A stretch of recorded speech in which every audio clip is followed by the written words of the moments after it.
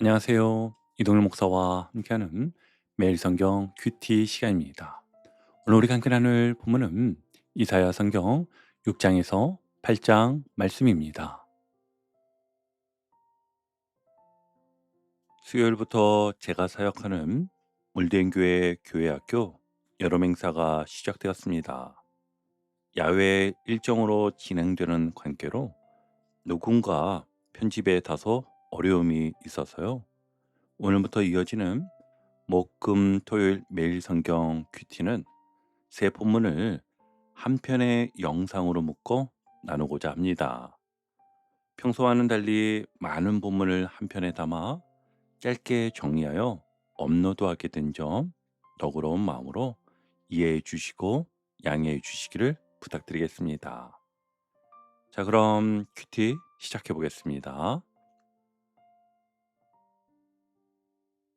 여러분, 우리는 위기를 만나면 가장 먼저 해결 방법부터 찾습니다. 경제적으로 어려우면 어디에서 돈을 마련할지 생각하고, 관계가 흔들리면 누구에게 도움을 청해야 할지 고민하게 되지요. 건강에 이상이 생기면 좋은 병원과 의사를 찾고, 앞길이 막힌 청년들은 더 나은 기회와 안전한 길을 찾아 헤맵니다. 물론 현실적인 방법을 찾는 것은 필요합니다. 그러나 오늘 말씀은 우리에게 한 가지를 묻습니다. 그 해결 방법을 찾기 전에 너는 누구를 믿고 있느냐고요. 이사야서 1장부터 5장까지를 보면 유다 백성은 겉으로는 하나님을 섬겼지만 실제로는 돈과 권력과 쾌락을 의지했습니다. 하나님께서 좋은 포도 맺기를 기다리셨지만 그들의 삶에는 정의와 공의가 아니라 포악과 억울한 자들의 부르짖음이 가득했습니다. 그리고 어제 함께 나눈 5장 마지막은 흑암과 고난이 온 땅을 덮는 모습으로 끝났지요. 그런데 바로 그 어둠 속에서 6장이 시작됩니다. 나라가 흔들리고 왕이 죽고 전쟁의 소문이 들려오는 때에 하나님은 이사야에게 자신이 누구신지를 보여주십니다. 그리고 6장부터 8장까지는 한 가지 분명한 사실을 전해주는데요. 세상이 흔들려도 하나님의 보좌는 흔들리지 않으며 우리를 살리는 길은 세상의 힘이 아니라 우리와 함께 하시는 하나님을 믿는 데 있다는 것입니다. 자, 그럼 오늘 본문으로 함께 들어가 보겠습니다.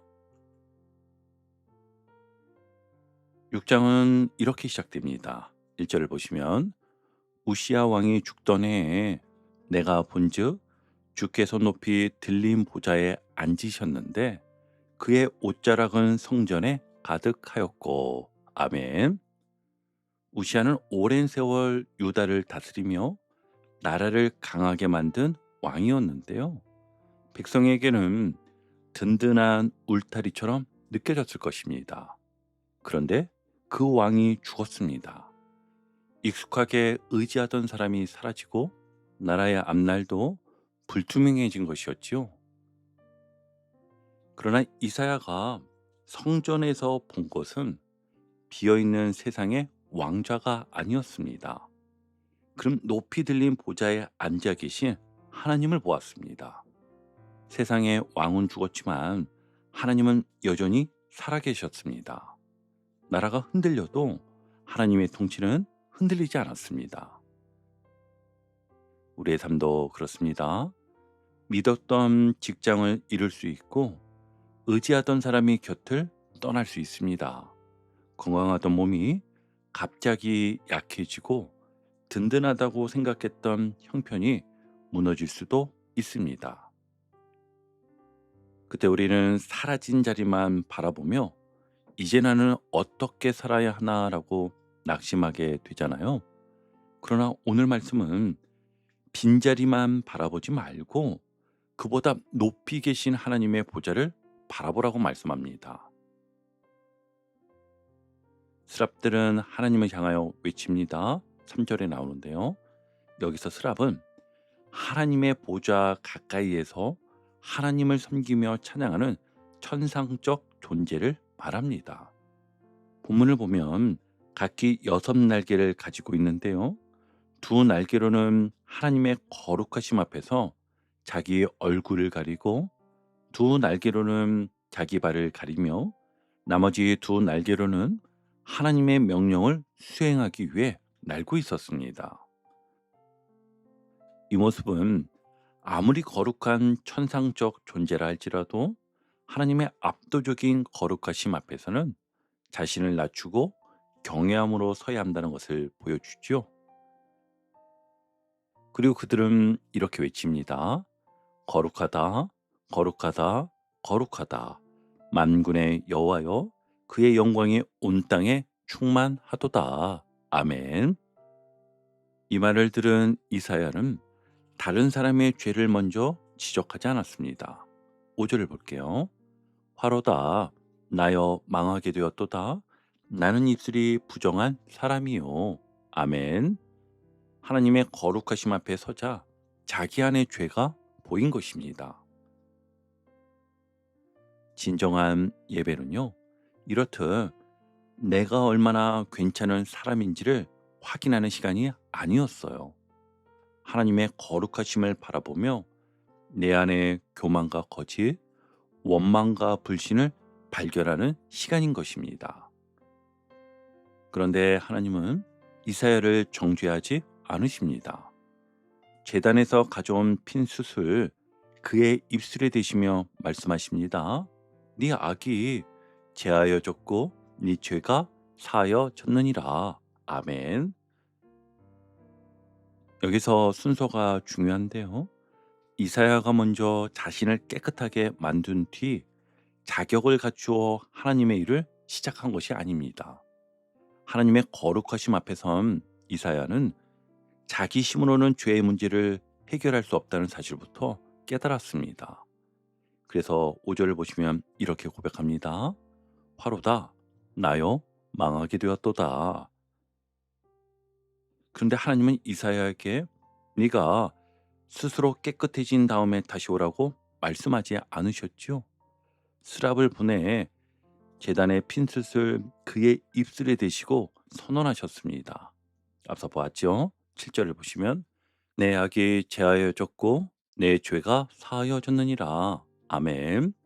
그러니까 이사야의 죄를 씻어주신 분은 이사야 자신이 아니라 하나님이셨습니다.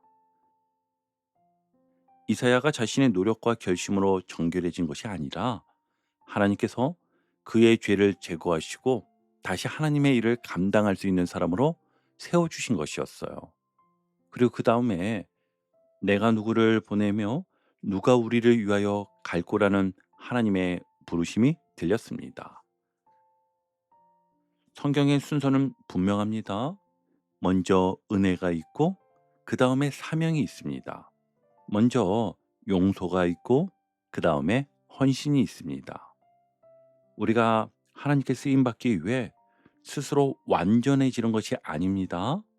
하나님께서 부족한 우리를 용서하시고 새롭게 하셔서 하나님의 일을 감당하게 하시는 것입니다. 우리도 종종 이렇게 생각합니다. 내가 믿음이 좀 더 좋아지면 봉사해야지. 내가 부족한 것을 다 고친 뒤에 하나님께 쓰임받아야지. 그러나 우리 힘으로 완벽해지는 날은 오지 않습니다. 하나님은 완벽한 사람을 찾아 쓰시는 것이 아니라 자신의 죄와 부족함을 인정하고 하나님의 용서와 은혜를 받아들이는 그 사람을 부르십니다. 그리고 그 은혜를 경험한 사람이 비로소 내가 여기 있나이다, 나를 보내소서라고 감사함으로 응답하게 되는 것입니다. 그래서 이사야는 내가 여기 있나이다, 나를 보내소서라고 8절에서 응답하지요. 그러나 그가 전해야 할 말씀은 쉽지 않았습니다. 백성은요, 말씀을 들어도 깨닫지 않고 보아도 알지 못할 만큼 완고했습니다. 그럼에도 이사야는 가야 했습니다. 사명은 사람들이 반드시 내 말을 들어줄 때만 감당하는 일이 아니었기 때문이었어요. 결과가 당장 보이지 않아도 하나님께서 보내셨기에 충실히 걷는 것이 사명입니다. 하나님은요, 심판 가운데서도 마지막 소망을 남겨두셨습니다. 나무가 배임을 당하면 겉들어 보기에는 모든 것이 끝난 것처럼 보입니다. 푸르던 가지도 사라지고 열매도 더 이상 기대할 수 없으며 남은 것은 잘린 밑동뿐인 것처럼 느껴집니다. 그러나 하나님은 13절에서 이렇게 말씀하십니다. 거룩한 씨가 이 땅에 구루터기니라. 아멘. 여러분, 구루터기는 심판을 지나고도 하나님께서 남겨두신 사람들과 그들을 통하여 다시 이어가실 하나님의 구원 역사를 가리키는데요.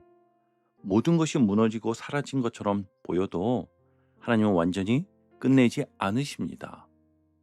베인 나무의 뿌리에서 다시 싹이 돋아나듯이 하나님은 남겨두신 거룩한 씨를 통하여 새로운 일을 시작하십니다.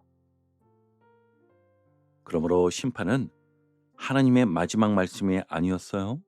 심판 너머에는 회복이 있고 무너짐 너머에는 다시 일으키시는 은혜가 있습니다. 이 말씀은 전체 성경 안에서 더 깊은 소망을 보여줍니다. 유다 백성이 무너지고 다윗 왕조가 끊어진 것처럼 보일 때에도 하나님은 약속의 씨를 남겨두셨습니다. 그리고 마침내 그 계보를 통하여 예수 그리스도를 보내주셨지요. 예수님은요, 죄와 죽음으로 잘려버린 것 같은 우리 인생에 다시 생명을 주시는 참된 소망이십니다. 십자가는 모든 것이 끝난 것처럼 보였지만 하나님은 부활을 통하여 새로운 시작을 이루셨습니다. 우리 삶에도 이런 시간이 있습니다.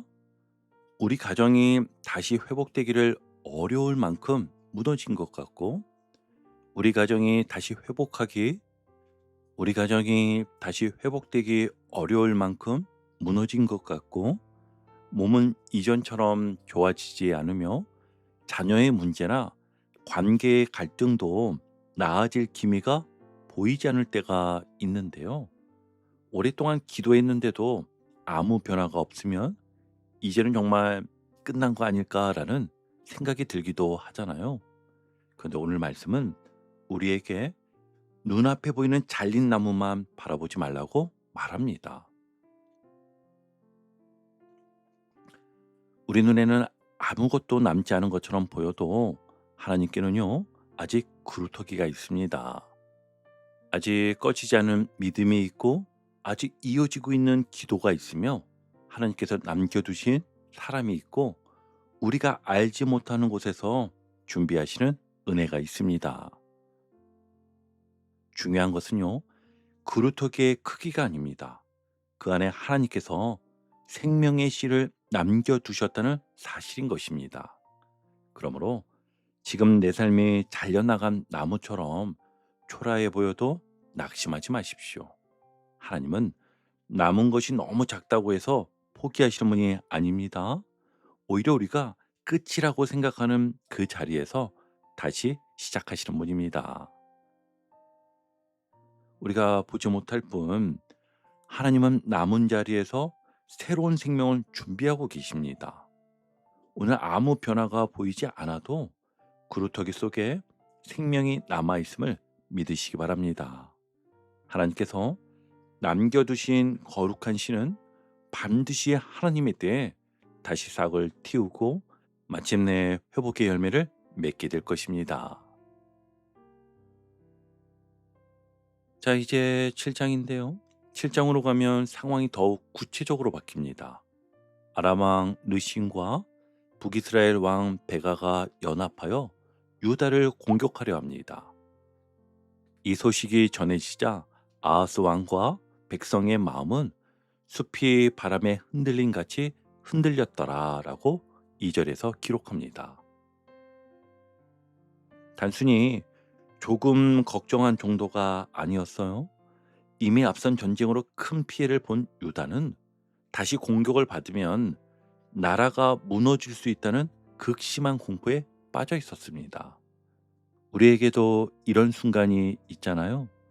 한 번의 큰 실패를 겪고 나면 비슷한 일이 다시 생길 것이라는 말만 들어도 마음이 먼저 무너집니다. 병이 재발할까 두렵고 사업이 다시 어려워질까 불안하며 또다시 관계에서 상처받을까 마음의 문을 닫습니다. 그때 하나님께서 이사야를 보내 아하스에게 4절과 같이 말씀하십니다. 너는 삼가며 조용하라.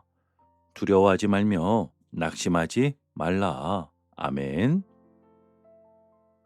두려울수록 사람은 서두릅니다. 확인되지 않은 말을 쏟아내고 섣부른 결정을 내리며 당장 힘 있어 보이는 사람에게 매달리죠. 그러나 하나님은 먼저 삼가며 조용하라고 말씀하십니다. 아무것도 하지 말라는 뜻이 아닙니다. 두려움이 내 인생의 방향을 결정하게 하지 말고 하나님의 말씀을 들을 수 있도록 먼저 마음을 가라앉히라는 뜻이었어요. 아람과 북이스라엘은 아하스의 눈에는 거대한 불길처럼 보였습니다. 그러나 하나님은요, 그들을 연기나는 두 부직갱이 구루터기라고 하십니다. 겉으로는 연기를 내며 위협하지만 이미 타버려 곧 부러질 나무 토막에 불과하다는 것입니다. 그리고 하나님은 분명히 선언하십니다. 그 일은 서지 못하며 이루어지지 못하리라. 아멘. 그러면서 9절에서 말씀하시기를 만일 너희가 굳게 믿지 아니하면 너희는 굳게 서지 못하리라. 아멘. 결국 사람을 굳게 세우는 것은 좋은 환경이나 강한 지원군이 아니라 믿음입니다. 그런데 아하스는 하나님의 말씀을 믿지 않았습니다. 하나님께서 징조까지 구하라고 하셨지만 그는 나는 여호와를 시험하지 아니하겠나이다라고 12절에서 말합니다. 겉으로 들으면 아주 경건한 말처럼 들리잖아요. 그러나 사실 아하스는 이미 아수르를 의지하기로 마음을 정해놓은 것이었습니다. 하나님께 묻지 않은 것이 겸손해서가 아니라 하나님의 대답을 따를 마음이 없었기 때문이었던 것이지요. 우리도 이럴 때가 있습니다. 기도한다고 말은 하지만 이미 내 마음속에 답을 정해 놓았습니다. 하나님께서 무엇을 말씀하시든 내가 선택한 길을 갈 생각이라면 그 기도는 하나님의 뜻을 구하는 기도가 아니라 내 결정을 승인해 달라는 요구가 되고 맙니다. 그럼에도 하나님은 친히 징조를 주십니다. 14절을 보시면 보라, 처녀가 잉태하여 아들을 낳을 것이요 그의 이름을 임마누엘이라 하리라. 아멘. 임마누엘은 하나님이 우리와 함께 계신다는 뜻입니다. 당장 위기가 사라진다는 약속보다 더 큰 약속입니다. 전쟁의 한복판에서도 삶이 흔들리는 그 순간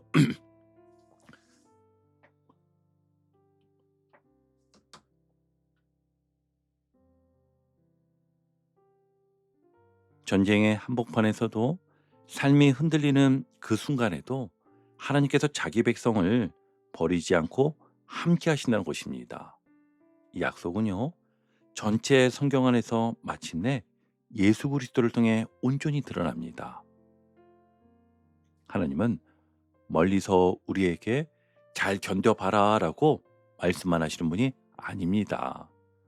우리의 죄와 고통이 있는 자리로 직접 오셔서 우리와 함께 하시는 구원의 하나님이십니다.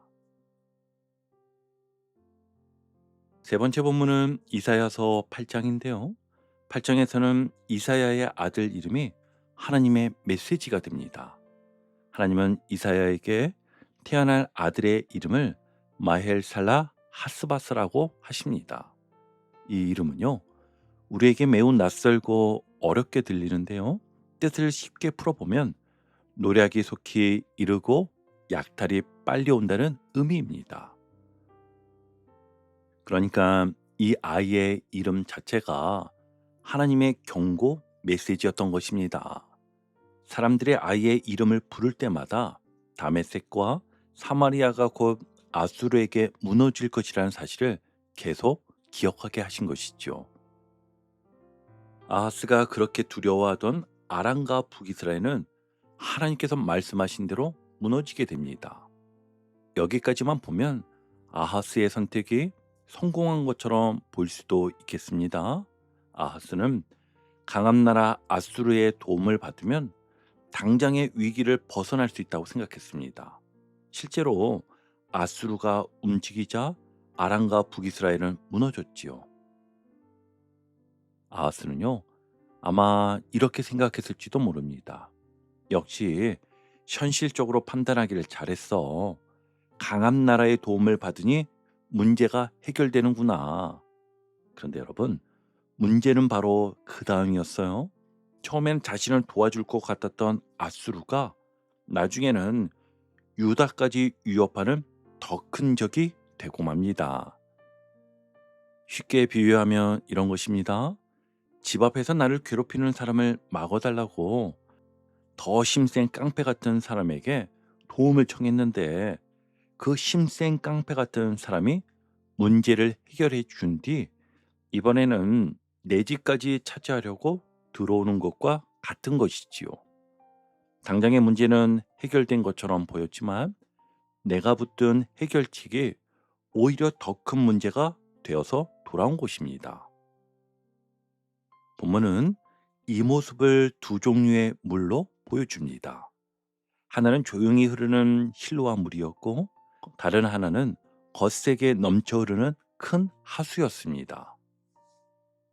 실로와 물은 예루살렘 가까이에서 잔잔하게 흐르던 물이었습니다. 크고 웅장하지도 않았고 사람들의 눈길을 끌 만큼 화려하지도 않았지요. 그러나 그 조용한 물은 예루살렘 사람들의 생명을 유지해주는 소중한 물이었습니다. 이 실로아 물은요, 눈에 잘 띄지 않아도 자기 백성을 조용히 돌보시는 하나님의 은혜를 보여줍니다.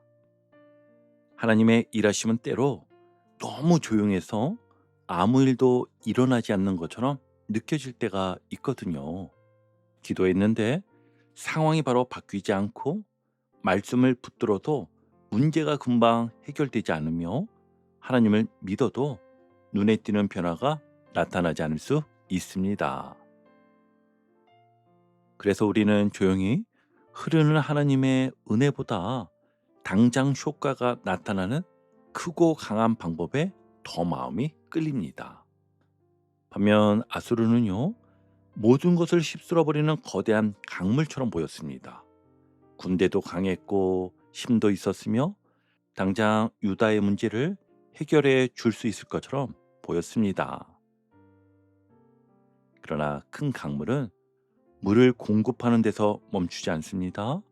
물이 불어나기 시작하면 밭도 덮고 집도 삼키고 사람의 목숨까지 위협하지요. 그래서 7절과 8절은 아수르의 세력이 유다 땅에 넘쳐 들어와 마침내 목에까지 차오를 것이라고 표현합니다. 완전히 멸망시키지는 못하더라도 숨을 쉬기 어려울 만큼 유다 전체를 압박하게 된다는 뜻이었어요. 근데 유다 백성은 안타깝게도 조용히 흐르는 힐로의 물 같은 하나님보다 눈에 보이는 아수르의 힘을 더 믿었습니다. 그리고 하나님보다 더 의지했던 그 힘이 결국 자신들을 괴롭히는 큰 물이 되고 맙니다. 우리 삶에서도 비슷한 일이 생길 수 있습니다.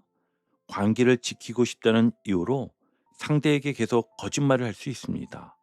처음에는 갈등을 피할 수 있을 것 같지만 거짓말이 쌓이면은요, 결국 신뢰 전체가 무너지게 됩니다.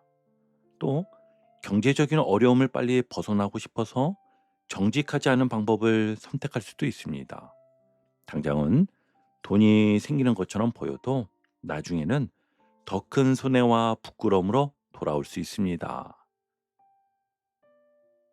마음이 너무 힘들다는 이유로 술이나 지나친 소비에 기대기도 합니다. 그 순간만큼은 걱정을 잊는 것 같지만 시간이 지나면 건강과 가정과 경제를 더 깊이 무너뜨릴 수 있습니다. 그리고 도박도 마찬가지입니다. 한 번에 모든 문제를 해결할 수 있을 것처럼 속삭이지만 결국 문제를 해결하는 것이 아니라 삶 전체를 삼키는 큰 물이 되기 쉽습니다.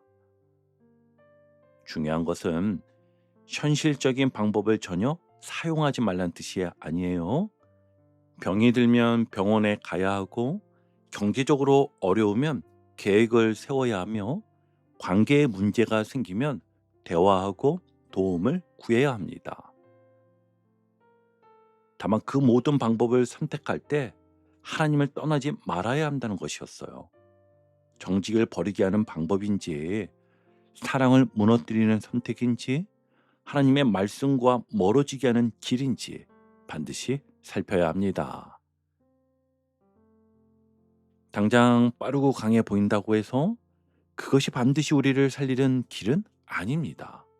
오히려 눈에 잘 띄지 않더라도 하나님의 말씀을 따라 정직하게 걷고 기도하며 기다리고 조금 느리더라도 바른 길을 선택하는 것이 우리를 살리는 실로와의 물이 될 수 있습니다.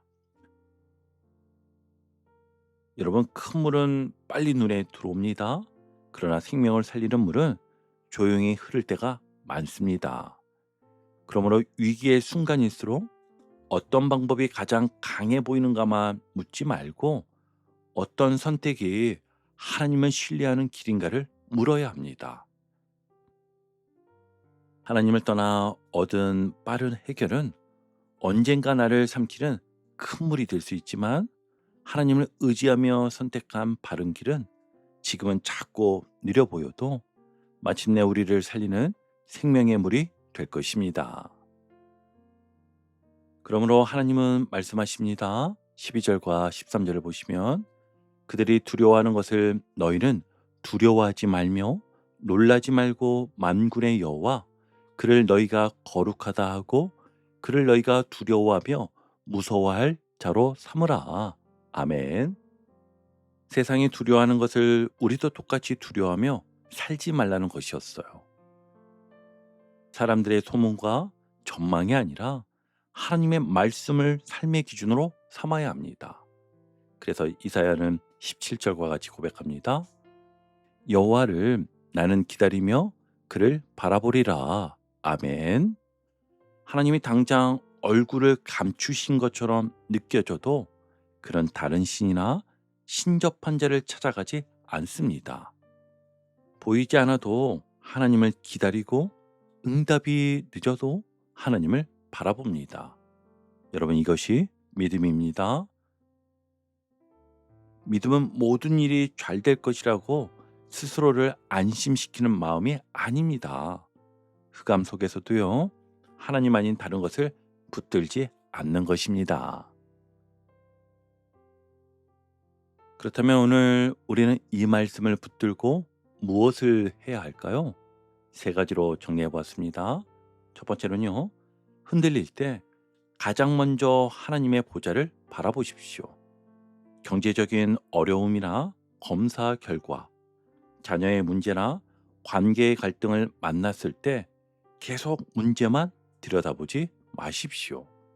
오늘 단 10분이라도 스마트폰을 내려놓고 하나님이 여전히 나의 왕이심을 고백해 보는 겁니다. 하나님, 제 형편은 흔들리지만 하나님의 보좌는 흔들리지 않음을 믿습니다. 이 고백으로요, 하루를 한번 시작해 보시기 바랍니다. 그리고 두 번째는 두려움 속에서 중요한 결정을 서두르지 마십시오. 불안할 때는 하지 않아도 될 말을 하고 맺지 말아야 할 관계를 맺으며 택하지 말아야 할 방법을 붙들기 쉽습니다. 중요한 계약이나 이직, 투자와 관계의 결정을 앞두고 있다면 먼저 삼가며 조용히 하나님의 말씀 앞에 머무십시오. 믿을 만한 신앙의 사람과 상의하고 그 선택이 정직과 사랑이라는 말씀의 기준에 맞는지 차분히 살펴보기 바랍니다. 자, 그리고 마지막 세 번째입니다. 오늘 내가 붙들 임마누엘의 증거를 기록하십시오.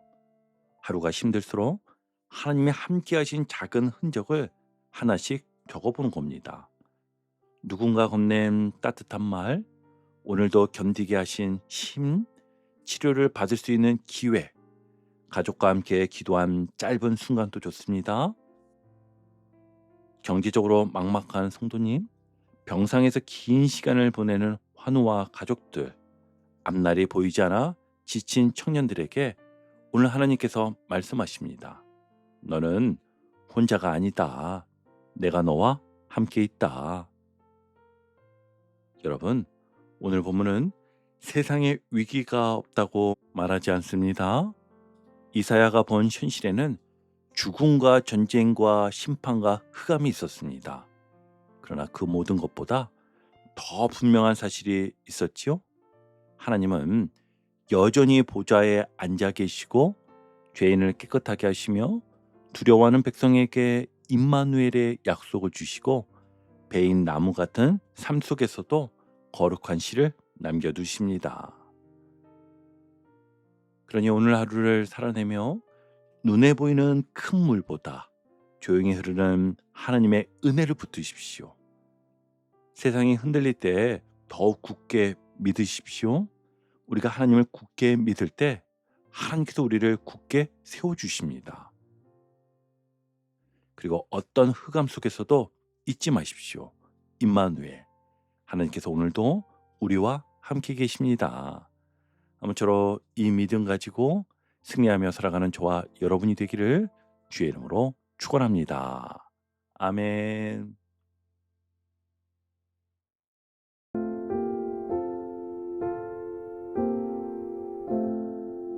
오늘도 복음의 기쁨과 확신으로 승리하는 하루 되시길 축복합니다. 함께 해주셔서 감사합니다. 내일 큐티 시간에 다시 뵙겠습니다.